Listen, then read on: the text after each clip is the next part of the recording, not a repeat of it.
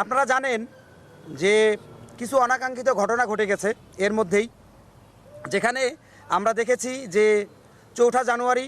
জাতীয় শহীদ মিনারে ২০১৮ সালের কোটা বিরোধী আন্দোলনের অন্যতম যোদ্ধা এবং পতিত স্বৈরাচারের সময় বিপ্লবী কণ্ঠস্বর ফারুক হাসানের উপর অতর্কিত হামলা চালায় জুলাই অভ্যুত্থানের আহত কয়েকজন সহযোদ্ধা। এখানে আসলে আপনারা জানেন এখানে যে গোটা কয়েকজন গেছে তার ভিতরে কিন্তু আমরা সকলে ছিলাম না। তো অনাকাঙ্ক্ষিত এই ঘটনার জন্য আমরা মনে করছিলাম যে তারা হয়তো ব্যক্তিগতভাবে বা বিভিন্ন কারণবশত তারা আবার এটা আপনাদেরকে ডেকে বা তাদের ভিতরে ক্ষমা প্রার্থনা করতে পারে বা ক্ষমা চাইবে, কিন্তু আমরা দেখেছি যে তারা তাদের ভুল স্বীকার না করে বরং তো তারা সংবাদ সম্মেলন করে এবং এর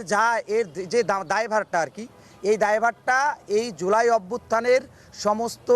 শহীদ এবং আহত পরিবার, মানে 22,000 পরিবার যেটাকে আমাদের বলা হয় ইনিশিয়ালি, এখনও পর্যন্ত হিসাব করা, সেই 22,000 পরিবারের উপর মানে বর্তিত হয়েছে বা তারা চাপিয়ে দিয়েছে।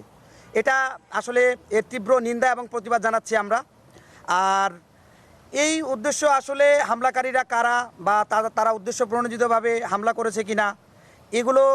এতে তাদের ভিন্ন এজেন্ডাও থাকতে পারে, সেগুলো গুটি কয়েক মানুষের জন্য এই দায় আমাদের সকল শহীদ এবং আহত যোদ্ধারা, এটা কিন্তু আমরা নিব না ভাই, আমরা নিতে পারিও না, এটা আপনারাও জানেন, আপনারাও নেবেন না।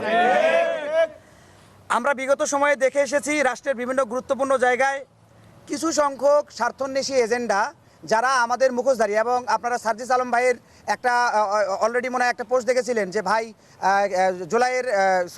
এই কিছুদিন আগে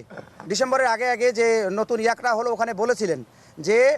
আমাদের ভিতরেও কিছু আছে যারা স্বার্থন্বেষী, তারা আমাদের মুখোশ ধরে আহত যোদ্ধা সেজে বিভিন্ন ধরনের স্বার্থ হাসিল করার চেষ্টা করছে। তারা আসলে আমাদেরকে ব্যবহার করে আমাদের গুটি কয়েক আমাদের এই আহত হওয়ার প্রক্রিয়াটাকে ব্যবহার করে তারা তাদের নিজেদের সাধ্য উদ্ধার করার চেষ্টা করছে, যেটার আমরা তীব্র নিন্দা এবং প্রতিবাদ জানাই। জুলাই গণ অভ্যুত্থানের সময় সকল আহত যোদ্ধা এবং শহীদ পরিবার আমরা কিন্তু এক ও অভিন্ন, এটা সবাই জানে এবং আমার মনে হয় এটা সবাই মানে। আমার যে ভাই বুলেটের সামনে নিজের বুক পেতে দিয়েছিল, যে ভাইয়ের অঙ্গহানি হয়েছে, যে ভাই শহীদ হয়েছে, আমরা সকলেই, আপনারা জানেন, আপনারা মিডিয়া কর্মী, আপনারাই আমাদেরকে তুলে ধরেছেন এবং আপনাদের জন্য আজকে আমরা এই জায়গায় এই বিপ্লব সম্ভব হয়েছে, আপনাদের অবদান অনস্বীকার্য। তাহলে আপনারাই জানেন যে আমাদের সকল ভাই এবং আমরা একই কিন্তু আছি। তো এই কিছু স্বার্থন্বেষীর জন্য আমরা এই দায়ভার, আবারও বলছি, এই দায়ভার আমরা নিব না। আমাদেরকে আন্দোলনে যারা ডাক দিয়েছিল, আমরা যেই সকল ভাইদের আহ্বানে সাড়া দিয়েছিলাম, জুলাই বিপ্লবে আমরা ঝাঁপিয়ে পড়েছিলাম, বুলেটের সামনে যখন আমাদের বুক পেতে দিয়েছিলাম, সেই সকল ভাই অবশ্যই আমাদের সাথে আছেন এবং থাকবেন বলে আমরা বিশ্বাস করি। এবং এই ভাইদের প্রয়োজনে, দেশের প্রয়োজনে, দেশের কল্যাণে কখনো কোনো সময় যদি আমাদের ডাক পড়ে, আমরা তো একবার ভাই জীবন দিয়েছি, বাকি জীবনটা আমাদের বোনাস, এই বোনাসের জীবন আমরা দেশের জন্য উৎসর্গ করবো ইনশাল্লাহ। যে সকল ভাইয়েরা এই ফারুক ভাইয়ের উপর হামলা চালিয়েছে, তারা কারা, তারা কে,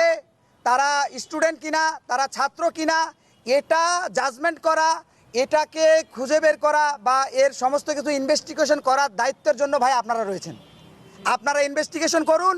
এবং আমি আমাদের দেশের যে আইন আছে তাদেরকেও বলছি, তাদেরকেও উদাত্ত আহ্বান জানাচ্ছি, আপনারা সুষ্ঠু একটা প্রক্রিয়ার ভিতরে গিয়ে সুষ্ঠু বিচারাধীন একটা তদন্ত সাপেক্ষে যে প্রকৃতপক্ষে দোষী বা যাহারা প্রকৃতপক্ষে দোষী, তাদের যদি আপনারা আইনের আওতায় আনেন, তাহলে আমরা আমাদের দিক থেকে যতটুকু সর্বোচ্চ সহযোগিতা আমরা করব।